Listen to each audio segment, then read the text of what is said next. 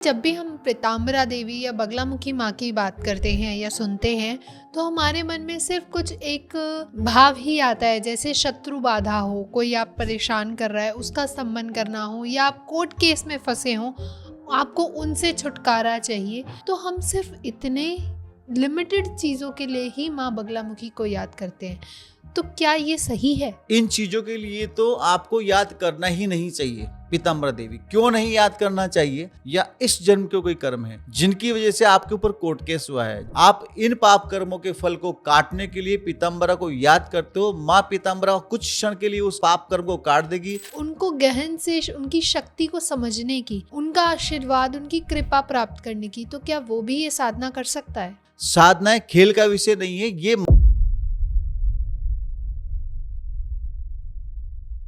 10 महाविद्याओं में से एक है माँ बगलामुखी। हमेशा जब भी माँ बगलामुखी का नाम आता है, हमारे मन में कुछ ऐसे शब्द हैं जो बार बार आते हैं, जैसे शत्रु बाधा, स्तंभन और कोर्ट केस से छुटकारा। तो क्या माँ बगलामुखी का काम सिर्फ इतना ही है? क्या उनका प्रादुर्भाव जो हुआ था वो किस प्रकार से हुआ था, और किस लिए उन्हें इतना प्रसिद्ध माना जाता है कि 10 महाविद्याओं में उनकी गिनती भी आती है? तो आज हम माँ बगलामुखी के बारे में जानेंगे और समझेंगे सिद्धेश्वर जी महाराज के साथ। तो चलिए शुरू करते हैं। वेलकम सर, कैसे हैं आप? बहुत बढ़िया है, फर्स्ट क्लास है। आप सुनाइए।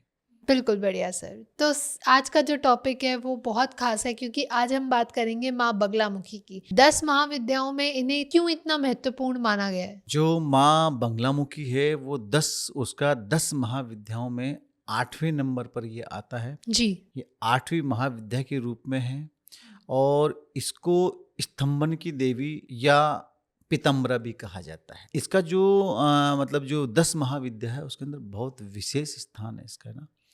विशेष स्थान इसलिए है कि पूरी ब्रह्मांड की गतिशीलता को क्षण भर में स्थिर कर सकती है, मतलब फ्रिज। अच्छा। बिल्कुल स्थिर कर सकती हैं। तो इसलिए इनको स्तंभन की देवी या पीताम्बरा भी कहते हैं, और 10 महाविद्या में इसका बहुत विशेष स्थान भी है। तो सर, अगर हम जानना चाहें कि माँ बगलामुखी का प्रादुर्भाव कहाँ से हुआ, तो थोड़ा आप उसकी स्टोरी बताएंगे? कोई एक राक्षस वो हुआ था, उसका मेरा नाम तो मेरे दिमाग से भी मिस हो रहा है, बट शास्त्रार्थ है कि एक राक्षस पैदा हुआ था।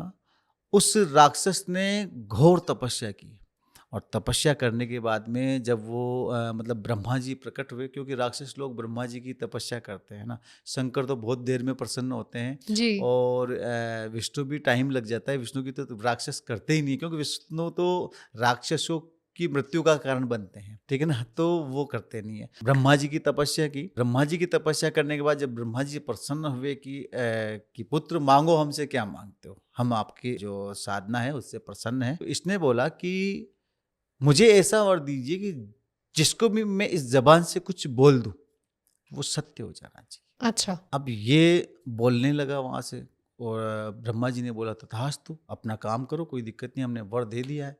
अब इसने पूरी त्रिलोकी पे अपना राज करना स्टार्ट कर दिया। कैसे? ये इंद्र के पास जाता, इंद्र को बोलता कल तेरे सिंहासन से हट जाएगा, मतलब व्यवस्थाएं बनती को हट गया वहां से। ऐसे कि जो भी सामने आता उसको बोलता खत्म हो जा, तो खत्म हो गया। मतलब इसने पूरी सृष्टि के अंदर तीनों लोकों के अंदर हाहाकार मचा दिया। अच्छा। ऐसी स्थिति उत्पन्न हो गई कि देवता लोग अपने लोक छोड़ छोड़ के भागने लगे, इंद्र अपनी गद्दी छोड़ के भागने लगा, और जितने भी जप तप यज्ञ होते थे उनका सारा उपभोग ये राक्षस करने लगा। तब इंद्र, वरुण, वायुदेव, अग्निदेव, पवन देव, जितने भी देवता थे, ये सब ब्रह्मा जी को साथ में लेकर शंकर भगवान के पास पहुंचे कि ब्रह्मा जी ने तो वर दे दिया, और अब इस राक्षस ने हमारी ऐसी स्थिति कर दी है। तो शंकर महादेव ने सोचा कि अब कौन बचा सकता है, इसके लिए आप विष्णु जी के पास चलो।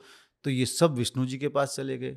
विष्णु भगवान से वार्तालाप हुई कि हे प्रभु, ऐसी ऐसी स्थिति तीनों लोकों में उत्पन्न हो रही है, इसका कोई उपाय सोचिए, नहीं तो सारा ब्रह्मांड तहस नहस हो जाएगा, और ये राक्षस तो बढ़ता ही जा रहा। उस समय विष्णु जी ने हरिद्रा सरोवर के पास में जाकर माँ शक्ति की उपासना आरंभ कर दी। पीले पुष्पों के द्वारा उनका, और पीले वस्त्रों के द्वारा, पीली सामग्री के द्वारा उनका पूजन स्टार्ट किया।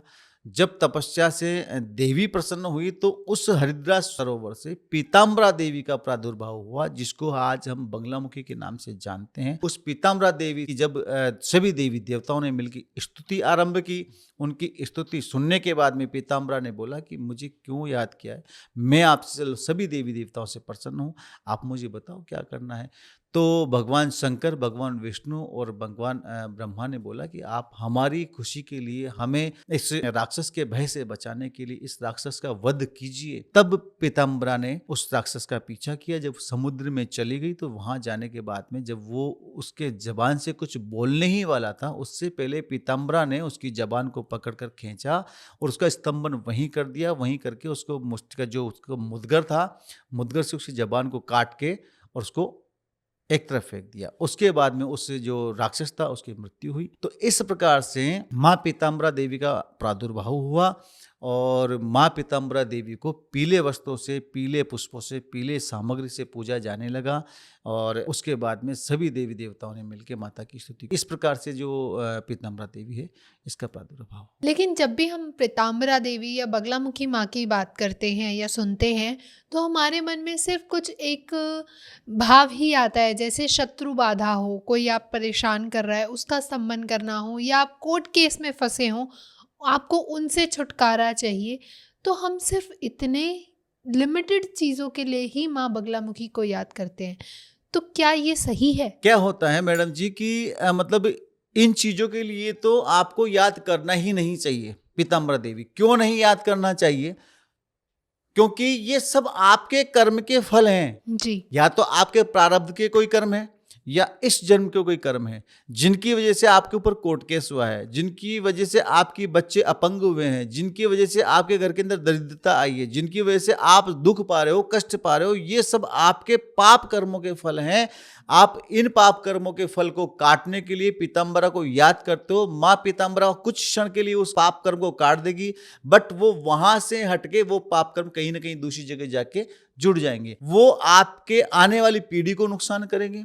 हो सकता है आपके जीवन में दोबारा से वो स्थिति उत्पन्न हो जाए, हो सकता है आपके जीवन में नहीं हुई तो आगे आने वाली दूसरी पीढ़ियों के जीवन में वो जो परेशानियां हैं वो उत्पन्न होने लगे। माँ पीताम्बरा का जो मतलब प्रादुर्भाव हुआ था वो केवल राक्षस को मारने के लिए हुआ था, शत्रु को खत्म करने के लिए नहीं हुआ था। सबसे बड़ा शत्रु आपके सीने में, आपके मन में, आपके शरीर में छिपा हुआ है, काम, क्रोध, लोभ, मोह।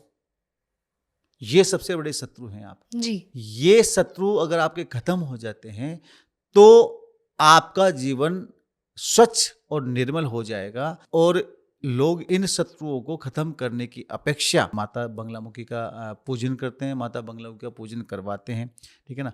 लेकिन मैं नहीं समझता कि माता बगलामुखी को छोटी चीज़ों के लिए बुलाना चाहिए।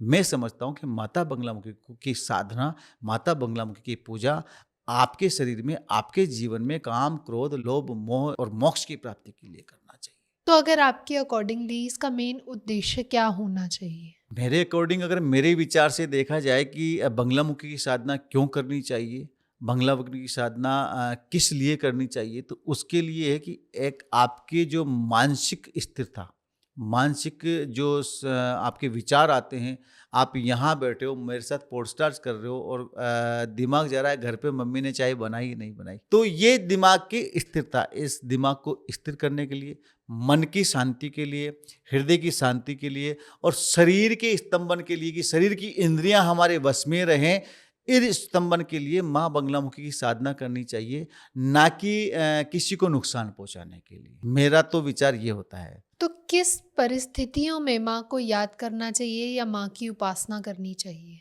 कोई भी व्यक्ति है, आपका मिलने वाला हो या आपका शत्रु हो, जी। जिसने आपको, आपके ऊपर कोई झूठा केस लगा दिया है, वो आपको झूठ बोलकर कहीं फंसाने जा रहा है, वो आपके पीठ पीछे जो आपने काम किया भी नहीं है उस काम का नाम लेके जगत में, इस दुनिया में आपकी बुराई करता फिर रहा है, और उन शत्रुओं की वजह से आपका हृदय बिल्कुल टूट चुका है। जी। यूं मान के चले कि मैं हूं, आज मैंने मेरे परिवार में या मेरे समाज में या मेरे मित्रों में किसी का बुरा नहीं चाहा है, ठीक है ना, परंतु फिर भी हो सकता है कि मेरे परिवार में कोई ऐसा व्यक्ति हो जो पूरे जगत में अगर मेरी बुराई करता फिरे, या मेरे मित्रों में कोई ऐसा व्यक्ति हो जो पूरे मित्रों में या पूरे परिवार में बुराई करे, और बुराइयां भी ऐसी करे कि दिल तार तार हो जाए, ठीक है ना, जो कि काम आपने किया नहीं है, ऐसी स्थिति में आप माँ बंगलामुखी की मदद ले सकते हो। परंतु उसमें भी आप माँ बंगलामुखी को यही बोलोगे कि हे माँ बंगलामुखी, यदि मैंने मेरे मन, क्रम और वचन से कभी किसी का गलत नहीं किया है, और इसने मुझे बेवजह परेशान करने की कोशिश की है, तो आपके ऊपर छोड़ता हूं, आप उसको कैसे दंड देते हैं, कैसे नहीं देते। अगर मेरी गलती है तो मुझे दंड दीजिए, और अगर उसकी गलती है तो उसको दंड दीजिए। आप बंगलामुखी ऐसा संकल्प लेते हुए बंगलामुखी की पूजा कीजिए, और ये निश्चित मान के चलिए कि उसको दंड अवश्य मिलेगा, या तो उसको मिलेगा या उसकी पत्नी को मिलेगा, दोनों में से एक को। क्यों? क्योंकि पति के पाप की भागी पत्नी नहीं होती, लेकिन पत्नी के पाप का भागी पति भी होता है। तो दोनों में से किसी को दंड अवश्य मिलेगा, और ऐसा दंड मिलेगा कि दुनिया देखेगी। इसलिए अगर उस समय पे आपको इस देवी की आराधना, इस देवी की पूजा, इस देवी का अनुष्ठान करना है, जिस समय आपका दिल शत्रुओं के भय से, शत्रुओं के चिढ़ाने से, शत्रुओं के गलत काम करने से, शत्रुओं के द्वारा बुराई करने से आपका दिल तार तार हो जाए, उस समय आपको इस देवी का अनुष्ठान करना है। अन्यथा मैंने पहले बताया, काम, क्रोध, मोह, लोभ, लालच और मोक्ष, इनके लिए आपको इस देवी की पूजा करो, साधना करो, अपना मंत्र जाप करो, जिसमें आपको मोक्ष भी मिलेगी, और ये जो काम, क्रोध, मोह, लोभ ये हैं, इनके ऊपर आपका कंट्रोल भी होगा। तो सर, अगर कोई व्यक्ति ऐसा है कि उसको कोई ऐसी परिस्थिति नहीं है, लेकिन उसके अंदर एक जागरूकता है, एक जिज्ञासा है माँ बगलामुखी के बारे में जानने की, उनको गहन से उनकी शक्ति को समझने की, उनका आशीर्वाद, उनकी कृपा प्राप्त करने की, तो क्या वो भी ये साधना कर सकता है? मैडम जी, सबसे बड़ी बात ये है कि साधनाएं कोई खेल का विषय नहीं है जी, ठीक है ना। साधनाएं हैं, ये साधनाएं खेल का विषय नहीं है। ये मदारी का खेल नहीं है कि कोई कौतूहल दिखा रहा है कि मुझे कौतूहल दिखाना है, या मुझे कोई मदारी का खेल करना है जिसके लिए मैं साधना करूं। मैं देखता हूं कि माँ मतलब भवानी पीताम्बरा का कितना प्रभाव है, कितना नहीं। केवल एक कौतूहल देखने के लिए हम साधना करना चाहते हैं, तो ये सरासर गलत है। और ये यूं मान लो कि वो उसके दुर्भाग्य को निमंत्रण दे रहा है। अच्छा, बिल्कुल, आपको तभी इसकी साधना या अनुष्ठान करना जरूरी है जब आपको लगे कि मेरे ऊपर बहुत भारी संकट मंडरा रहा है। इसके अलावा यदि आप एक ईगो के लिए ही इस चीज को करते हो कि मैं देखता हूँ, देखिए इसमें कितनी पावर है कि नहीं है, या लोग झूठ बोलते हैं, ऐसा है वैसा है, तो फिर वो उसके भयंकर परिणाम भुगतने के लिए तैयार रहे। 101% उसको उल्टा प्रभाव मिलेगा, ये मैं लिख के दे सकता हूँ। लेकिन अगर कोई उनकी एनर्जी से, उनकी शक्ति से प्रभावित है, एक आकर्षित महसूस करता है, तो क्या वो भी जिज्ञासा पूर्वक माँ बगलामुखी की साधना, उनका अनुष्ठान कर सकता है? जी बिल्कुल। इसमें क्या होता है, यदि आपको एक शक्ति के प्रति अलग अट्रैक्शन होता है, ठीक है ना। एक तो कि हम चैलेंज कर रहे हैं, नहीं मैं देखता हूँ, देखे बंगलामुखी क्या है, इसमें इतना पावर है या नहीं है, ये लोग बोलते हैं, सच बोलते हैं, झूठ बोलते हैं, ये देखने के लिए मैं करूँगा। एक तो ईगो हो गया, उसको ईगो हर्ट करना हो गया किसी का, ठीक है ना। और एक हो गया कि ठीक है, मेरा एक अलग ही अट्रैक्शन है माँ बंगलामुखी के प्रति कि मैं इनकी साधना करूँ, एक ये चीज़ हो गई। तो ये विनम्रता हो गई, और वो एक अलग चीज़ हो गई। विनम्रता से आप साधना करते तो आपको किसी अच्छे गुरु से गुरु दीक्षा, बंगलामुखी की दीक्षा लेनी चाहिए। बंगलामुखी की दीक्षा लेने के बाद आप बंगलामुखी की साधना करो, आप उनके जो अनुष्ठान है वो करो, आपको कोई तकलीफ नहीं आएगी, और बंगलामुखी आपको अन्न धन के भंडार भर भर के देगी। तो क्या बिना गुरु के साधना करना उचित है, या फिर गुरु मार्गदर्शन में ही ये साधना करनी चाहिए? जो भी उग्र साधनाएं होती हैं, जैसे महाकाली की साधना हो गई, और बंगलामुखी की साधना हो गई, धूमावती की साधना हो गई, ये जो जितनी भी उग्र माताएं हैं, या जो भी 10 महाविद्याएं हैं, या भैरव है, ये जो उग्र साधना, इन उग्र साधनाओं को बिना गुरु दीक्षा के, बिना गुरु के मार्गदर्शन में नहीं करना चाहिए। यदि आप बिना गुरु के मार्गदर्शन में करते हैं तो 100% आपको इसका दुष्परिणाम भोगना पड़ेगा। कोई ना कोई नेगेटिविटी ऐसी आएगी, कोई ना कोई नेगेटिव शक्ति ऐसी आएगी जो आपका जीवन बर्बाद करके चली जाएगी, और आपको दोबारा से संवरने का मौका भी नहीं मिलेगा। इसलिए बिना गुरु के तो उग्र साधनाएं होती हैं वो नहीं करनी चाहिए। तो अगर कोई व्यक्ति आपके पास आता है, कोई साधक आपके पास आता है, तो सबसे ज़्यादा वो माँ बगलामुखी के बारे में क्या-क्या ऐसे सवाल है जो पूछते हैं आपसे? माँ बंगलामुखी के लिए अगर कोई साधक मेरे पास आता है तो वो यही पूछता है वो कि गुरुजी मेरा एक शत्रु है, उसके ऊपर बंगलामुखी मारण करवाना है। अच्छा। हाँ, गुरुजी उसका एक्सीडेंट हो जाए और वो खटिया में पड़ा रहे, 6 महीने तक उठे नहीं, ऐसा मतलब इस टाइप के क्वेश्चन करते हैं।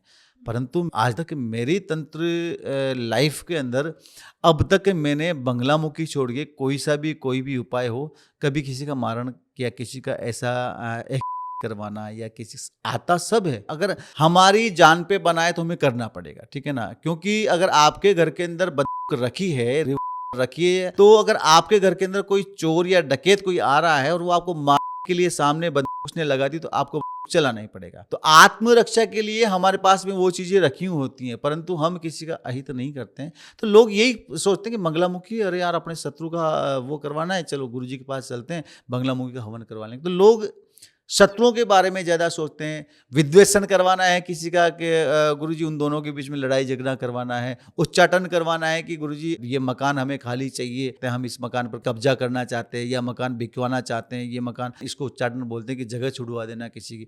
ये चीजें करवाने के लिए बहुत से लोग आते हैं, पर हम नहीं करते हैं।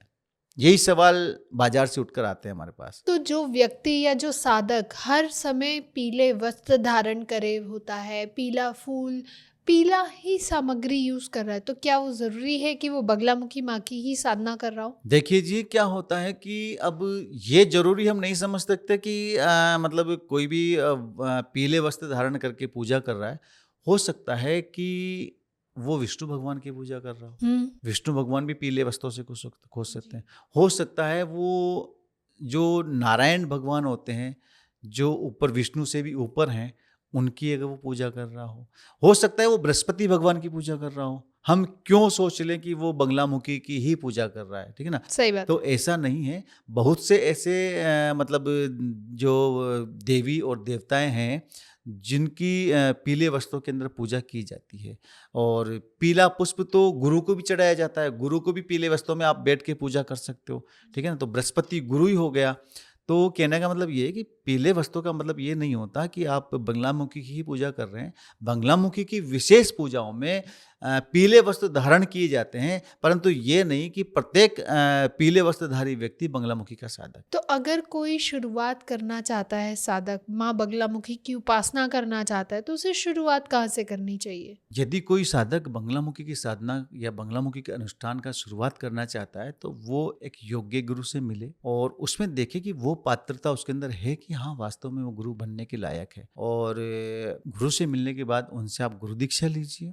गुरु दीक्षा लेने के बाद आप अपना जो भी मंत्र जाप वो देते हैं गुरु, जो भी मंत्र बंगलामुखी के अनुष्ठान देते हैं, वो अनुष्ठान आप करिए और दिल में संयम रखिए। दिल में आपको सहनशीलता रखनी पड़ेगी और आपको अपने मन को स्थिर करना पड़ेगा। आपकी जो जीभ है, जीभ का भी शुद्धिकरण होता है। सुना है माता बंगलामुखी की जो अनुष्ठान होते हैं, इसके अंदर आपका जीभ शोधन भी किया जाता है। जीभ शोधन कैसे करते हैं? आपको हरी मिर्ची लेनी होती है, हरी मिर्ची के 2 टुकड़े करने होते हैं बीच में से, और उस टुकड़े करने के बाद में पूरी जीभ पे आपको रगड़ना पड़ता है। अच्छा। मतलब जीभ शुद्ध होगी तभी उस जीभ से आप वाक सिद्धि प्राप्त कर सकते हो। अगर जीभ ही शुद्ध नहीं है तो आप वाक सिद्धि प्राप्त नहीं कर सकते। तो जो बंगलामुखी के अंदर एक समय आता है शुरू के 3 अनुष्ठान पूरा होने के बाद में कि अब आपको जीभ शुद्धि करना पड़ेगा, जीभ शोधन करना पड़ेगा। उस समय पे हरी मिर्ची को काट के आपको रगड़ना पड़ता है, कम से कम 1 मिर्ची 1 मिनट तक। आपको जलन भी लगेगी, आपको मिर्ची भी लगेगी, तीखा भी लगेगा, तो 1 मिनट तक तो आपको रगड़ना ही है। तो जीभ शोधन भी करना पड़ता है, संयम भी रखना पड़ता है, मन में स्थिरता भी रखनी पड़ती है, संतुलित भोजन भी करना पड़ता है। सारी चीज़ें होती हैं तब जाके बंगलामुखी का एक सर्वोच्च साधक बन सकता है। केवल बंगलामुखी का मंत्र लेकर और बंगलामुखी का जाप और हवन करने से ही बंगलामुखी का साधन नहीं होता है। आपको सारे नियम निभाने होते हैं। बिल्कुल। और इस दौरान एक साधक की जीवन शैली में क्या परिवर्तन आता है? जो साधक है अगर वो बंगलामुखी की साधना करना शुरू करता है तो एक तो वो पीले वस्त्र धारण करना स्टार्ट कर देगा, ठीक है? हल्दी की माला वो धारण करना स्टार्ट कर देगा। उसका जो आचरण है, उस आचरण में शिथिलता, मतलब बिल्कुल ठंडा उसका आचरण हो जाएगा, ठीक है।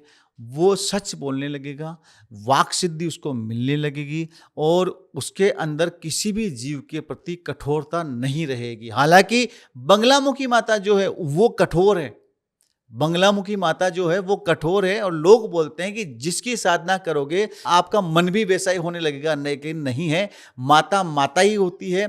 माता अपने पुत्र के शत्रुओं के लिए कठोर है, अपने पुत्र के लिए कठोर नहीं है। बिल्कुल सही। तो पुत्र के स्वभाव में कभी भी वो ये नहीं डालना चाहेगी कि मैं कठोर हूं। इसलिए उस साधक का जो स्वभाव है वो शांत हो जाएगा और वो धीरे धीरे धीरे धीरे सौम्य और सरल चीज़ें खाना, जैसे कि दाल रोटी, सात्विक भोजन करना स्टार्ट कर देगा। ये बहुत सी और सबसे ज़्यादा तो उसके बाहरी बदलाव की अपेक्षा आंतरिक बदलाव आना स्टार्ट हो जाएंगे, जैसे कि उसका मन स्थिर होना, किसी की बुराई नहीं करना, झूठ नहीं बोलना, ये सब चीज़ें उसके अंदर आना स्टार्ट हो जाएगी। विचारों का स्तंभन हो जाएगा, फालतू विचार दिमाग में नहीं आएंगे, अच्छे विचार दिमाग में आने शुरू हो जाएंगे। क्या कोई साधक को इस दौरान अलग अलग अनुभव देखने को मिल सकते हैं, और किन प्रकार के अनुभव होते हैं माँ बगलामुखी साधना में? इसमें जो है, जो साधक है, साधक को हालांकि बंगलामुखी की साधना में अनुभव तो बहुत कम हो पाते हैं, क्योंकि ये उच्च कोटि की साधना है, ठीक है ना। निम्न कोटि की जो छोटी सूक्ष्म शक्तियाँ होती हैं उनमें अनुभव जल्दी होते हैं। एक लेवल पे जाने के बाद में इनमें अनुभव होना स्टार्ट होते हैं। तो माता का स्वप्न में आना, स्वप्न में आके दर्शन देना, और चारों तरफ ऐसा कि मतलब लगे कि मेरे तरफ चारों तरफ कुछ पीला सा धुआं उठ रहा है, जैसे हल्दी जल रही हो, इस टाइप का धुआं उठ रहा है, इस टाइप का दिखाई देना।